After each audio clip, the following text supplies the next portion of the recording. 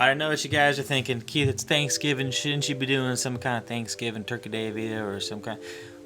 We got something super pressing. I discovered a new trick. Sure, someone else probably discovered it, but we're gonna talk about it here because why not? First and foremost, welcome to the squad. My name's Keith, ManofLetters, here to bring you knowledge, information, and entertainment. Hopefully, at the very least. Thank you guys for being here. Thank you for joining the squad, leaving your comments, and creating the community that we got going here. Check this out. Lucid dreaming, right? I dream like a madman. However, I don't lucid dream as often as I feel like I should with how often that I dream vividly. This past week has been phenomenal in terms of dreaming. Check this out, though. I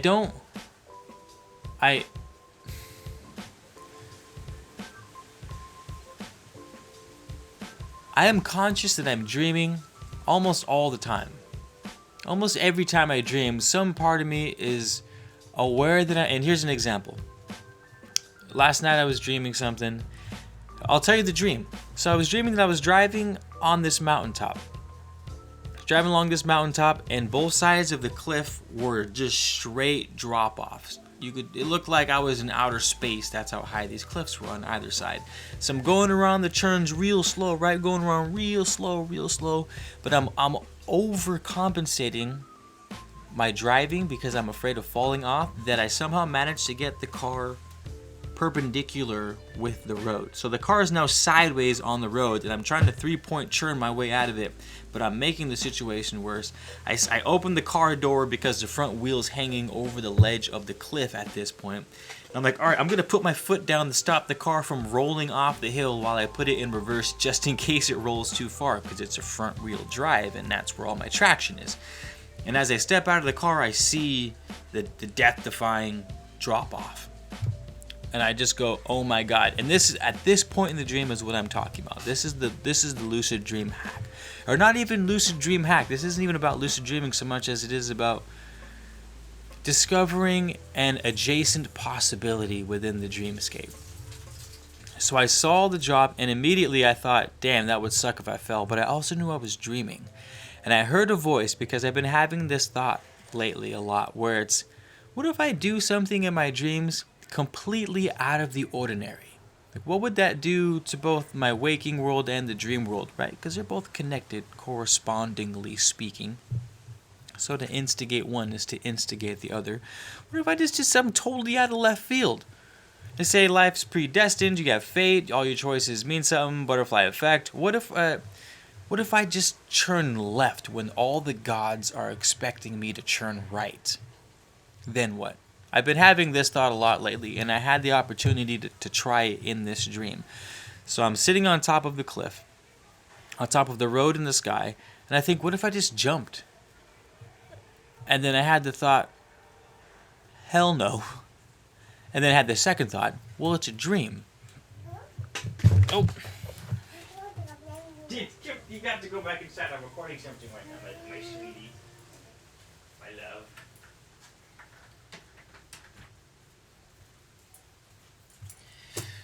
Sorry, Atlas tried to escape. Where was I? My dream. Escape. Jump. Should I jump? Oh, I heard a voice, and I thought, well, just jump.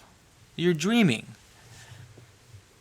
I wasn't lucid, and this is what I meant at the beginning of the dream. I was lucid enough to know I was dreaming, but still attached to that world enough to be fearful of jumping off of that cliff. And that's the place right there that I want to explore, that I want you guys to explore. Is that part in your dream where you know you're dreaming but you're still scared? My nightmares have that feel to them a lot, where I know I'm dreaming but I can't wake up. I used to have it a lot when I was a kid. There'd be like a demon chasing me, or a demon. I remember one, I was in the theater and I was in a chair in the theater, and Freddy Krueger was holding on to me in that chair, and it was just like this overwhelming, dreadful presence. I knew I was dreaming but I couldn't wake up. It's that same sort of weird in-between place of lucidity but not. Because if you're completely lucid and you know 100% that this is a dream, you shouldn't be afraid to jump, is my point. But I was afraid to jump. And I realized that. In the dream, I was like, oh, curious. And so I made the commitment to jump. And as soon as that happened, the dream changed. I was all of a sudden in space. I saw all the stars. The atmosphere was gone. I saw directly into the black of space and the stars and the moon and all that. And then the voice in my head kind of laughed, or like the third party voice that was in my dream kind of laughed, not maniacally, but just like a friendly sort of laugh. And then a coffee table appeared, and the coffee table was made out of ice, pure ice. And there was a remote on top of it that had crusted ice flakes, little ice crystals frozen on top of it, like it'd been sitting out over a deep frost all night.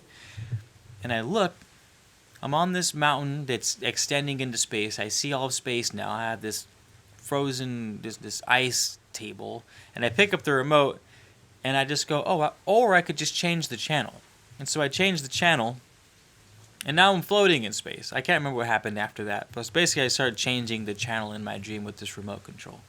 Anywho,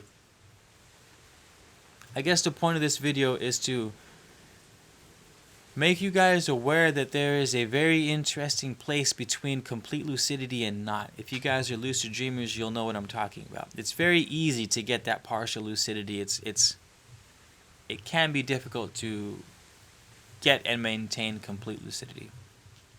But not even that. It's like using your dreamscape as a practice ground for your real life, because that's ultimately the goal of lucid dreaming period for me, is using the lucid dreaming dreamscape as a practice ground, kind of like my hyperbolic time chamber. If you guys watch Dragon Ball Z, Goku would go in there and he could train for like 100 years under 20 times regular Earth's gravity pressure, come out 5 minutes later, all jacked and shit. He went into an alternate reality to train so that he could prepare for this more substantial reality.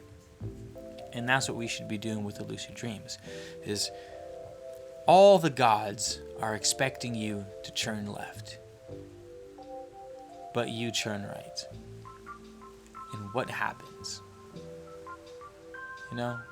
What happens?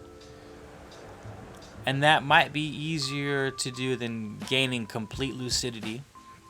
It's just another possibility of the dreamscape is all. Hope that cooked your guys' noodles. If you enjoyed the video, if you enjoyed at least the conversation, the stirring of thoughts, the added possibilities to the funness of your sleep time, of the making of the sleep, subscribe to the channel, like the video, leave a comment. If you guys have done any cool, weird shit in your dreams, would like to hear it. It's funny because when I hear things, like you say you guys leave something interesting in the dream, it sparks a thought in my head. And it is weird what thoughts stay in my head, or what thoughts pop up in my head when I am dreaming. That's the weird thing. It's like, sure, I've had that thought in passing, like, all the gods are expecting you to go left, go right, but I don't dwell on that thought. But it popped up clear as day in that dream. And that happens a lot, where something just clear as day will just pop up in there. So, thank you, in other words, for sharing everything that you do to sort of keep the mind alive. Appreciate it. I'll see you guys in the next video. Be sure to check out my lives. Hit the notification bell on my YouTube channel so that you can be notified of the lives. We do more lives than pre-recorded videos because it's nice to have the dialogue and the sort of free-flowing thought, less parameters, if you will. And I'll see you guys soon. All right. Thanks.